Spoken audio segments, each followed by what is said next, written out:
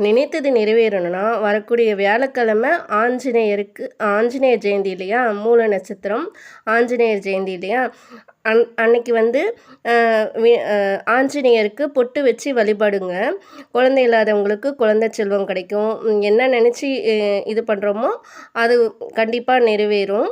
எப்படி வைக்கணும்னு காமிக்கிறேன் பாருங்க. நெத்தியில ஒரு பொட்டு சந்தனமும், குங்குமமும் வைங்க. அதேமாரி வால்ல சந்தனமும், குங்குமமும் வச்சுட்டே வாங்க. 45 நாளு ஒரு மண்டலத்துக்கு செஞ்சுட்டு வாங்க. என்ன நினைக்கிறீங்களோ அது கண்டிப்பா நிறைவேறும்.